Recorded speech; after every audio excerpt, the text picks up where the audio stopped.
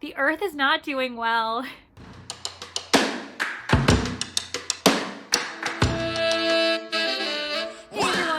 Welcome back to Leandra the TBR Zero. Today I am continuing my January wrap-up.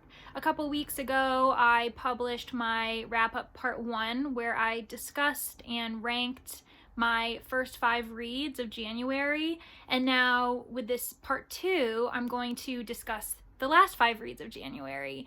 And I will mention the books in the previous video, so the title, the author, the rating I gave it, but I won't go into too much more depth since you can obviously go check out that first video if you see a cover that you're really interested in, or if you are curious enough to wonder why I rated a certain book the way I did. Before I get into the reviews, I do just want to update my total when it comes to TBR books that I still need to read. So this is a total I made at the beginning of January, counting up all of the physical books that I haven't read yet that are on my shelves or in other various places around the room. But my total, when I did that, ended up being 279 books. Now, over the progress of January, I did gain 2 pre-orders, so that brought it to 281, and then I ended up reading 10 books total for January. So 81 minus 10 is... 281 minus 10 is 271. So now I have 271 books on my physical TBR shelves. It's not a dent. It's not a scratch. It's merely a little fingerprint smudge, maybe on the passenger side window of my TBR. But you know what? Progress is slow, but that doesn't mean it's not progress. So I'm pretty pumped that I've already read so many books. Usually I don't read that many in a month, so maybe this channel has already given me the confidence and the determination that I've been missing for my TBR shelves, and I already have a full list of books that I plan on reading February too. But let's get into the January wrap-up for part 2. The final revival of Opal and Nev by Donnie Walton, 2 stars. Sister Outsider by Audre Lorde, 5 stars. Villainy in Vienna by Kelly Oliver, 3 stars. The School for Good Mothers by Jessamine Chan, 5 stars. The Eight of Swords by John Dixon Carr, 4 stars. And on to the next 5 books that I read in January. The 6th book that I ended up reading in January was On Being a Bear by Rémi Marion, and this is a nonfiction, nature writing focused book about bears, of course, but it's quite unique because if you've noticed the way I said his name this time versus my TBR introduction video, he's French. This was a translated book from its original French to English, and I think that's key to understanding this book and understanding the author, because a lot of references lead back to French history, French philosophy and philosophers, as well as the French language. I think that might have been my favorite part when he was reflecting on linguistics and how not only in French, but in many languages, the bear and its representation finds meaning and blends into so many other parts of our language that we don't even think about. And that goes beyond idioms, but also the names of important people. At one point, he even connects the bear to King Arthur, which is just so cool and something that I would never think to connect. He also just is such an impressive person in general, this author. He has experience in writing about bears, but also photographing and creating documentaries about them. He spent 25 plus years observing and learning about their habitats and about their needs as well as their wants. He makes them very human. I hate saying that because I can't remember what book I read recently that basically made fun of the fact that we always say, oh, they're so human, they've got these human traits, and it's like, why are we saying that those traits are automatically owned by humans? Why are we saying that, you know, this bear has a human trait when in reality maybe we have a bear trait? And so when I'm trying to describe it, it's hard to find the words, but he gives personality. He shows that these bears can have fun, they can play, they are unique. Some are more cautious than others. That goes along with any type of creature on this earth, including trees. I read The Hidden Life of Trees a couple years ago, and that author had the same philosophy where you can literally tell that these trees have a different philosophy, a different risk value in regards to what they're willing to try and what they aren't. And it's just, yeah, it's really interesting and humbling when I get to read books like this where I become more intimate with a creature that I've either have little knowledge about or have never seen in real life. Like, I've seen bears probably in zoos when I was a child, but I've never seen them in the wilderness, and I was amazed to find out how far-reaching they are. They can be found obviously in Alaska as well as in certain parts of the US. They also can be found in Russia. Obviously, you can find the polar bear in the Arctic, but you also find them in South America, which I didn't realize. You find them in Hokkaido, Japan. At one point, they actually used to exist on Africa as well. That wasn't the only time that they've been driven to extinction because of us. This is a particularly personal tragedy, I think, for the author, especially being from France, but he discusses the bears who originated in the Pyrenees and how now, while there are still bears there, none of them are actually pure blood, and they've been transferred or reintroduced, I think, from other countries in Europe, which is just, it's devastating to know that, you know, we're the cause of it. With that said, though, there are some beautiful, hopeful moments in here. You can tell that Marion loves the bear so much, and his own personal experiences are probably my favorite to read in this collection. His first time spotting a polar bear, or the few times that he got a little too close for comfort.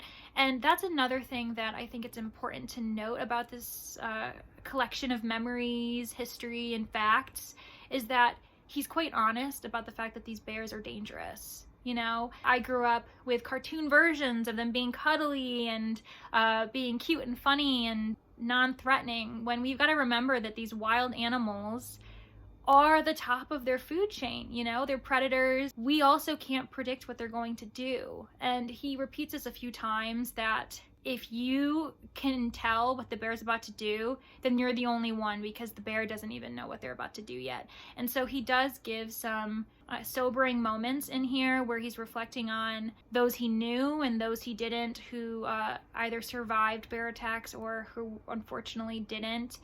What goes along with that is the many, many historical events that occurred where many bears did not survive attacks from humans. We have been horrible to the bear, and while they haven't been the purest animal either, we're definitely the reason for their struggles to survive, because we're the ones who are taking more and more of their wildlife, more and more of their environment, so that they're just getting pushed and pushed away. And where else are they gonna have to hide or to grow and thrive? So this is, in my opinion, a great book for anyone to read, but especially if you aren't someone who usually reads environmentalist nonfiction. If you're a beginner and you really want to get your feet wet in the different books that you can try out, On Being a Bear is actually super digestible. I think it's super accessible, and it's quite short, and it's not very dense. I'm not trying to say that this has like just surface level information, but I think that Marion writes in such a way where you're invested and you aren't feeling like you're reading this book for a class. He just writes so well that you don't really feel like the pages are going by too slowly. So I highly recommend this book. I ended up giving it 4 stars because I enjoyed it so much, and I now want to learn more about bears.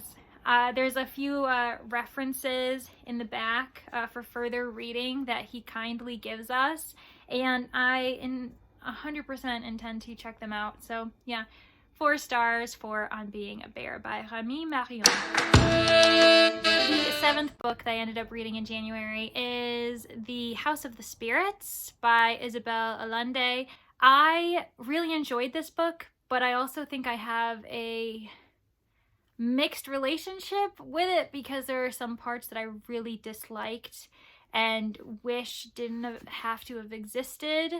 I mean, it's not my call, but yeah, I'll get into it once I give you a bit of a summary. But basically, we follow the matriarch, Klara, and then we proceed to follow her daughter and then her granddaughter. So this is a multi-generational story following this one family, and it started off so fascinating because we have Klara and then we have her older sister, and I can't remember what her sister's name was. I believe it was Rosa the Beautiful. This family, especially these 2 daughters, seem to have these magical abilities. It's really fascinating because it's just something you accept. That the family is just like, okay, some of people in our family are just have these magical tendencies that we can't really explain. Rosa seems to be this angel or mermaid. She has this greenish hair. Every man is almost intimidated by her beauty. And then we have Klara, her younger sister, who is just this clairvoyant little girl who can speak to the spirits in her house, who can predict certain events. She gets these prophecies, and she's also been known to move things with her mind. I loved her as a main character. She was so fascinating and enjoyable to follow, especially when so much of her family's future is dependent on her magic and her abilities to protect them. Later on, when she finally passes away, you can just feel the absence and the change, not only obviously through the grief of her friends and family, but the house changes, and it's just, yeah, this was a really interesting epic novel, to be completely honest. On top of that, while we're getting all of this drama, some forbidden romance, we are also in a very turbulent country when it comes to political conflict. So as the story progresses, the politics and the risks of violence, whether it's through revolution or some other takeover or coup, the tension just continues to rise and rise until finally there is a coup of a sort where just the country gets taken over and everyone's futures seems to be up in the air. And it was really intense, and I really enjoyed it. It reminded me of Salt Houses by Hala Alyan, but also Pachinko is also a really good example by Min Jin Lee. So if you like multi-generational novels, then this is 100% in your wheelhouse. The only thing I want to warn you about, and what made me feel frustrated, icky, and sometimes angry, was how violent and viscerally violent that is, that some of these events happened, especially in the beginning of the novel. First, for trigger warnings, we do have violence and cruelty towards animals, animal death. We also have, obviously, a war-torn country and displacement among individuals, as well as police and military brutality, torture, and I am not sure if I'm forgetting anything else. But really, so pretty much when it comes down to it, just check out other reviews, see what other trigger warnings I'm not thinking of before you enter the novel, because a lot of them really are quite explicit.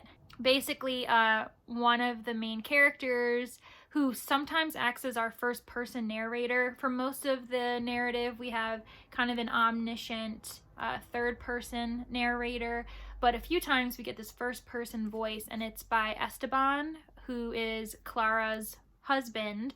However, before he's her husband, he participates in numerous horrible acts of violence. So he is a serial rapist, and he especially preys on young girls.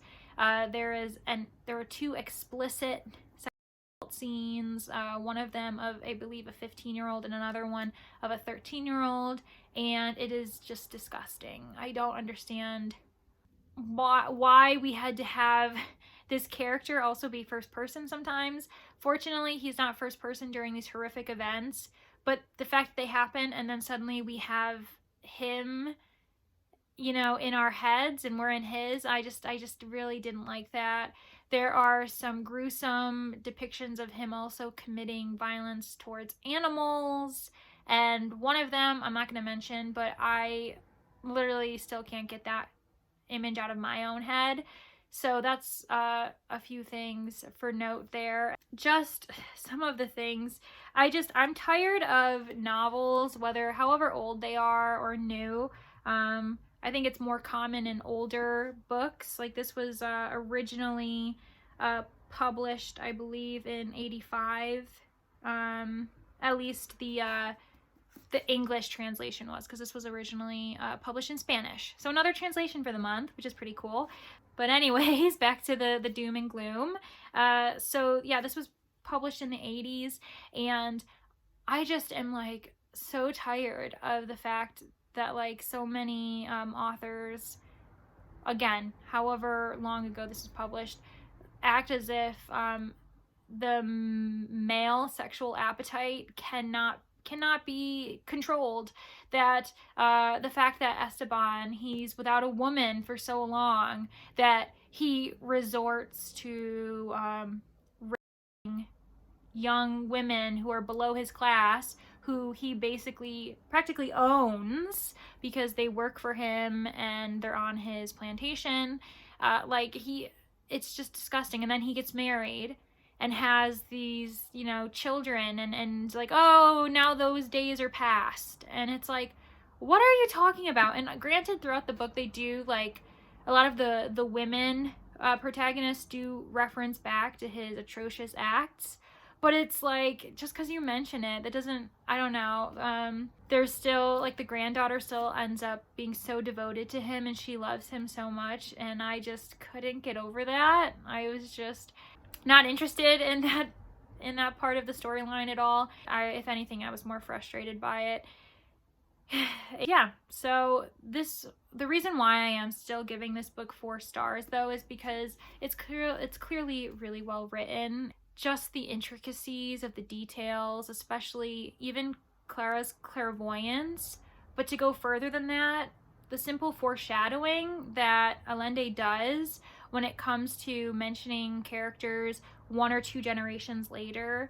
And it doesn't necessarily feel like a spoiler, because when that moment finally comes, I'm thinking, oh my gosh, that's right. We were told this was going to happen, you know, as if like history repeating itself at times, but other times, you know, certain events leading to others. So that was just really interesting, and I really enjoyed those parts of the book.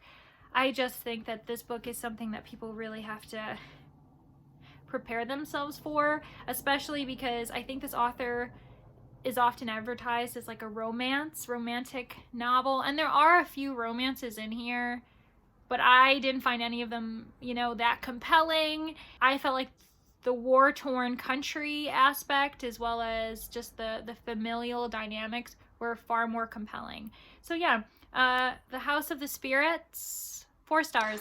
Hey guys, it's still Leandra. I hope you are enjoying the video so far, and if you are, please give it a like and consider subscribing to my channel, because obviously I am not going anywhere anytime soon, and I've got more books to read, more books to review in the future. Thanks for joining me at least halfway through this video, and I hope you enjoy the rest of it. Have a great day. Bye! The 8th book that I ended up reading for January was The Vanishing Stair by Maureen Johnson. This is the 2nd book in the Truly Devious series, the first one being Truly Devious. This follows our protagonist, Stevie Bell. She has just entered Ellingham Academy, this astute and very mysterious academy that is pretty much a boarding school at the top of a mountain outside of Burlington, so it's based in Vermont. Being the 2nd book in the series, it's quite interesting because it's a mystery series, and usually mystery series are also treated as standalones, so it doesn't really matter which order you read them in because usually the mystery is contained in one book. The thing that travels from book to book is more so just the protagonists and their relationships with other characters, or some other overarching theme that really isn't crucial for you to read them in order. But with Truly Devious, you 100% have to read them in order, because when I finished book 1, I just didn't have any answers. I was left on a cliffhanger, and I hadn't concluded anything and needed to read book 2 in order to get some answers. Back in 1936, a horrific crime occurs to Albert Ellingham, the founder of Ellingham Academy. His wife and daughter go missing. His wife ends up being found dead, and his daughter's never found again. This mystery stays open up until Stevie Bell's time, about 80 years later, a little more than 80 years. When she attends the academy, her goal upon receiving her acceptance was to actually solve this cold case, because she's a true crime junkie. She dreams of becoming a detective one day. But one thing I'll say that in book 1 and book 2 that I love so much is that her relationship with the other characters feels so authentic and sweet and believable. We have her 2 closest friends, Janelle and Nate. I loved how much I learned about those 2 characters. Usually when it comes to YA books or even mysteries, we mostly focus on the main character, and we, you know, the outside friends are just characters, you know, they're hollow depictions of people that you don't actually get to learn about. But Janelle and Nate are just as important, I think, as Stevie, even though they're not the ones who are solving the mystery. They're a part of her support system, and I love that their conversations are natural. While they're asking her about what she's up to, she's asking them about their research, about their novel writing or whatever they're doing, and I really appreciated that authentic support system in this YA mystery series. When we get into book 2, the cliffhanger that we're left on is that we're getting closer to what happened in the cold case, but we are feeling ever more far away from solving the modern day mystery that is happening. So by the time we enter book 2, one student is dead and another student is missing. While Stevie's trying to grapple with some new facts that she has found in the cold case, there's a modern day mystery in the midst as well, and it's making it more and more dangerous for her to continue finding the truth. Yeah, I just really enjoyed this. I have to admit that it ends on a cliffhanger again, so you have to read book 3. However, I think that Johnson does a great way of balancing our hunger for immediate discoveries as well as the long-term goal of solving the big mystery. For instance, by the end of this novel, we learn at least who and why they committed the cold case. So we find out the culprit for the cold case, and I have to say that at the beginning or at the end of book 1, I had a hunch of who I thought was the person, and I was like, okay, well, we're just gonna find out and see, but this is my guess, you know, my first guess. And I ended up being right. Which I don't want to say is a negative thing. I'm not upset that I ended up getting it right. I think that it was still so fun to be along for the ride and find out how Stevie discovers who the culprit is, because I had my own reasonings for why I thought this person was guilty, but then when we entered book 2, we're given new clues, and through those clues, Stevie finds the answer to the cold case. So this is just a second way of you figuring it out, kind of, in a more solid way too. And at the end of this book, you also find out why this person did it and pretty much how they did it as well. While we get those answers, we still don't know what's happening because so much more chaos happens in book 2.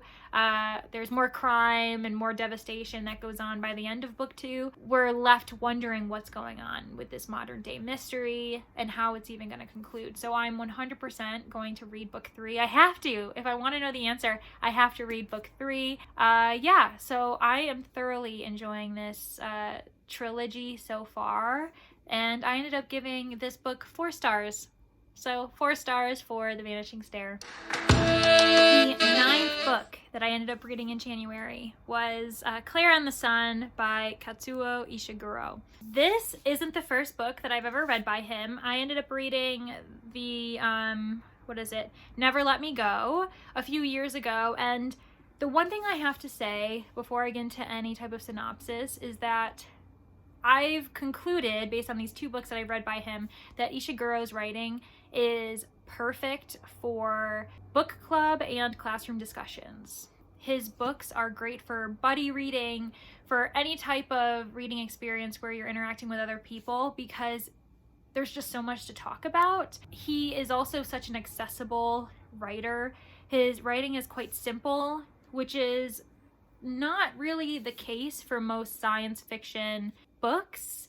Usually we have some dense writing about, world building and a very complicated, often tech-related conflict that's going on, whereas at least with Ishiguro, I found that these 2 narratives are quite simplistic, and not necessarily in a bad way. I just think that these are great books to pick up if you want some science fiction in your narratives without being a huge science fiction reader. With this book, it does have a lot of similarities, I felt, to Never Let Me Go. The 2 narrators of these 2 different books felt very similar to me, and not in a bad way. I loved the narrator in Never Let Me Go, and I loved Klara, who's the narrator in this book, and she is an artificial friend. So we open up with the novel, and she is in a store with a few other AFs, and basically their goal is to one day be chosen by a child to be their artificial friend. I loved being inside Klara's head because it is first person, and she's basically such an observant, curious person, and clearly that's not common when it comes to AFs.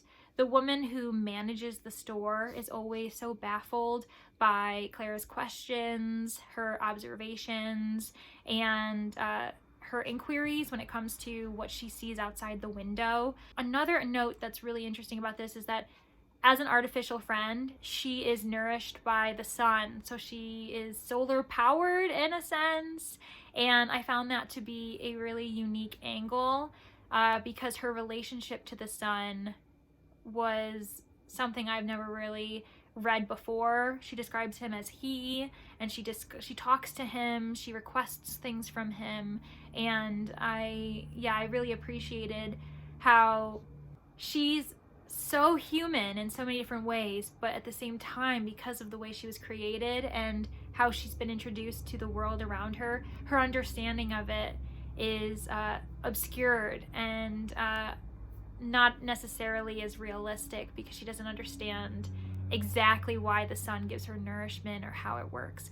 So I just thought that her perspective was a fun and interesting one to follow. The big conflict that ensues is that when she's chosen by Josie, she learns that Josie is sick with something, and it's seems to be caused by complications after being lifted, and this is a mysterious surgery of sorts that happens to all of the children except for Josie's neighbor, and she and Rick have grown up together, except the fact that she's been lifted and he hasn't is a huge dividing event for them. She then seems to be able to have access to certain benefits and privileges that Rick will never really have access to because his mother chose never to lift him in time.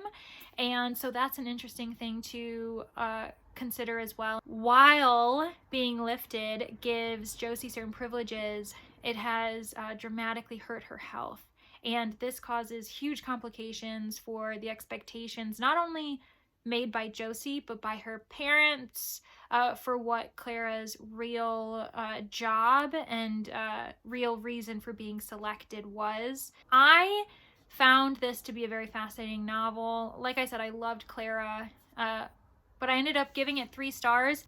3 stars isn't the end of the world. I feel like I have to say that every time I give a book 3 stars. This book is clearly loved by so many people. So many other readers have given it 5 stars, and I can totally see the merit in why they gave it 5 stars. For me, I preferred Never Let Me Go, and I also felt that the ending was a bit lackluster for me.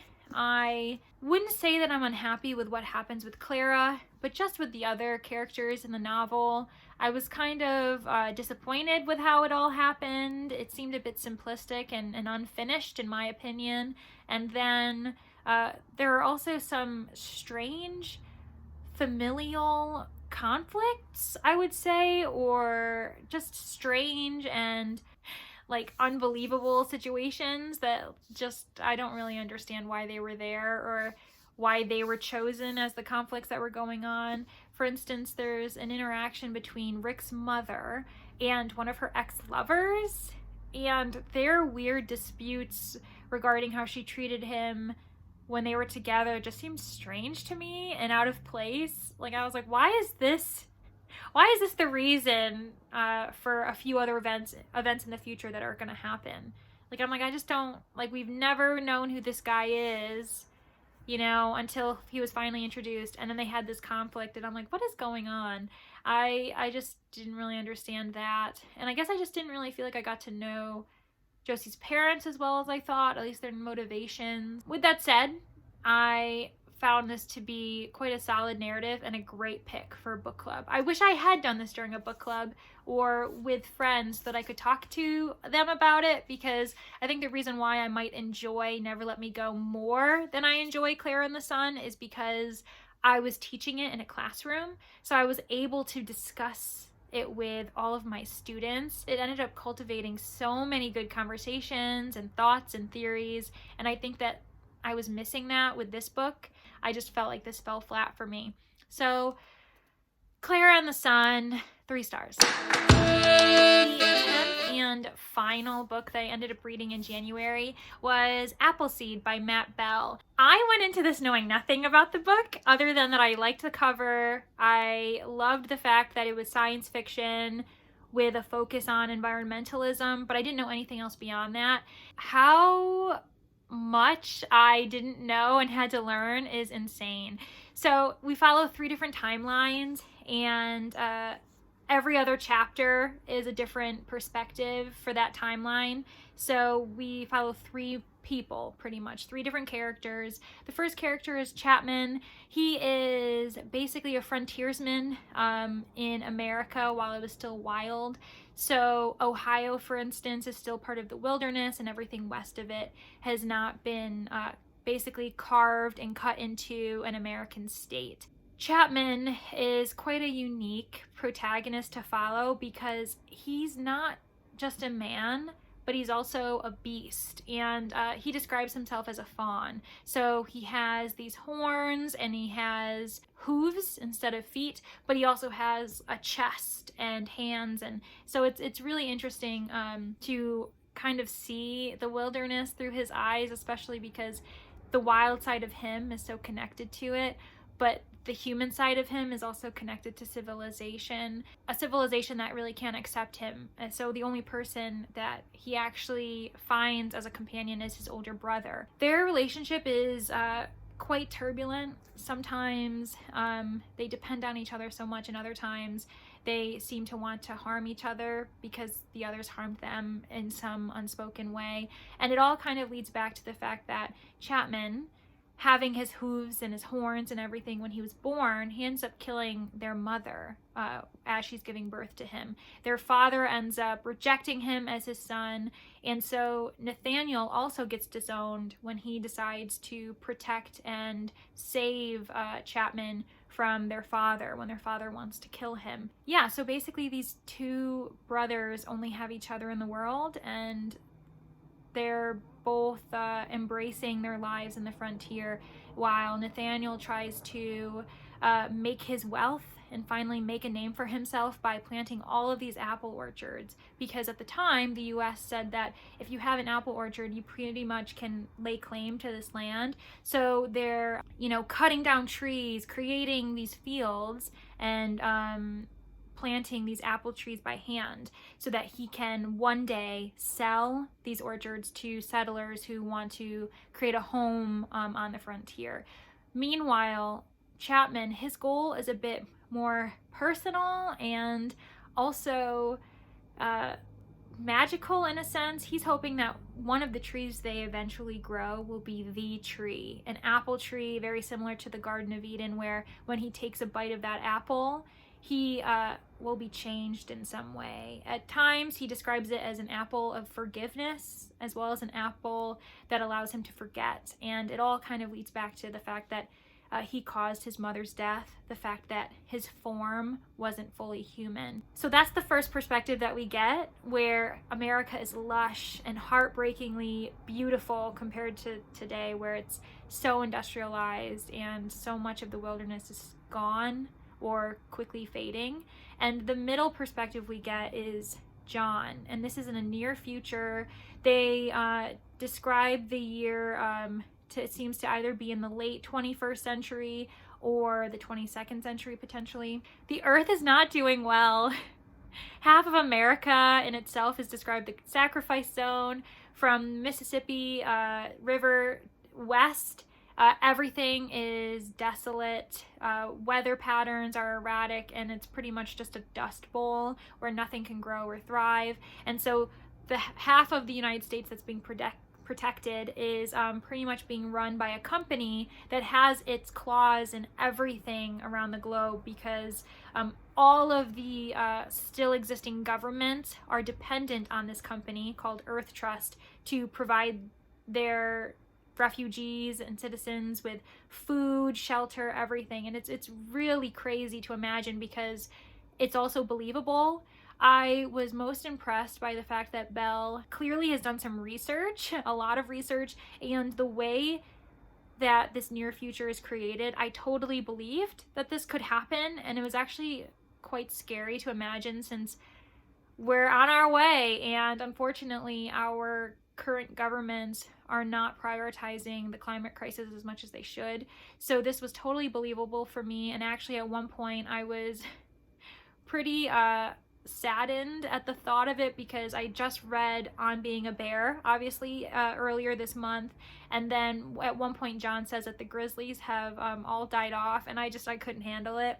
So this is definitely not a book for the faint of heart, but yeah, so this is a near future. John originally actually went off with others to try to slowly dismantle all of the more dangerous elements that were left in the West. So dismantling gas tanks and destroying dams, other man-made things that are only hurting the environment more. But he is pulled back into civilization to Earth Trust, a company that he actually co-founded with Yuri Murov, who is the character, the all-seeing, all-powerful woman who basically controls the company. He's been brought back into that situation mainly to stop her, because there's a certain event that she's planning to do that John and his friends believe will actually hurt the Earth even more and hurt the chances of survival for humanity especially. Our third perspective is in a very, very far distant future. We follow C433, and he goes by C for short during the his perspective, but The earth as we know it is a slab of ice. So as far as he can see, all he can see is ice, and his world is pretty much surrounded by just other technology. He lives alone in this crazy desolate place, and all he knows is that he has to continue to make trips to the below, which is pretty much going into the glacier, into the ice that he lives on. What he needs to extract from there is both necessary but also the major risk of his life at the same time by going down below, because the chances of him coming up are quite low every time.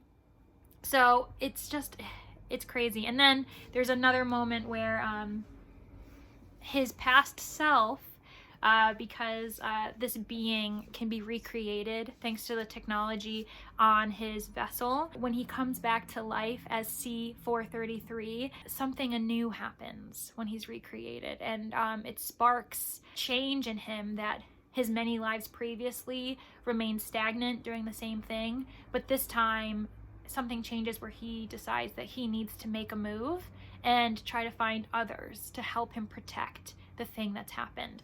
So we follow in basically a cycling order. So Chapman John, C-433, Chapman John. It's just crazy because the further along in the novel you get, the more interconnected they become. And of course, they all have an interesting connection to the apple tree, to the Appleseed. And I just love it. I love the fact that while humans are so egocentric all the time, and that's a huge theme in this book, where Belle pretty much criticizes humanity for always thinking about, when we're saying we want to save the world, we're thinking about the human world. Like, our world is humanity, but maybe that's not the world that we should be thinking about saving. And it's crazy. I feel like I'm speechless because I really enjoyed this book. I enjoyed it so much. I already still feel like the weight on my chest, especially at the end, where you've got so much hope, but also like so much devastation. It's, oh gosh, it's really gripping. It reminded me a lot of A Planet for Rent by Yoss and Something New Under the Sun by Alexandra Kleeman. The fact that C-433 is in this icy, desolate environment also gave me The Left Hand of Darkness vibes by Ursula K. Le Guin. Yeah, oh gosh. I loved it so much. So this book is so compelling. It's an eco-apocalyptic novel that follows 3 different characters across 3 different timelines on the same planet. But that planet for these 3 characters contains very different worlds, and they're all pretty much trying to do the same thing, which is survive. And it's just so good. I feel like I haven't seen this book discussed at all, other than where I found it, which was by YouTuber Rick MacDonnell, and this was his favorite book of 2021, and it's the reason why I read it. I don't know, maybe I found my favorite book of 2022, who knows. The year is still young, but this book is not gonna be going anywhere in my mind. So Appleseed by Matt Bell, 5 stars. So those are my 10 books that I have read in January. If you're interested in knowing more about the first 5 I read, again, the link is always going to be in the description. And I am feeling very confident going into February. I'm so happy with how my January ended, especially since I started off with a 2-star read, but I ended with a spectacular 5-star read that I'm probably going to be recommending to anyone who pretty much asks me for a new book to read. What's interesting is that while I started off pretty rough in 2022 with a 2-star read, my average, according to my book journal, is a 3.9, because I still ended up having 4 4-star reads and 3 5-star reads, which is pretty awesome. Like, I'm definitely not complaining about that. And even having 2 3-star reads means that they were solid books that I liked and I could totally appreciate other people loving. So definitely not a month to complain about at all. I really have no complaints about January, and I hope that the same goes for February once I get into those books. So thank you so much for following me on these different reviews. I hope that I've inspired you to pick up these titles, especially if they're already on your shelves, because I definitely don't regret picking up any of them. I'm so glad I did. Even the ones that I didn't find as interesting, I'm glad that I finally picked them up so that I finally knew if I liked them or not. And yeah, so please give this video a like.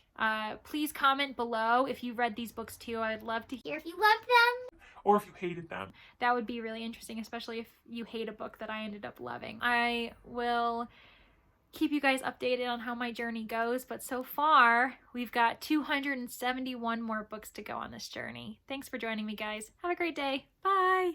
Like and subscribe.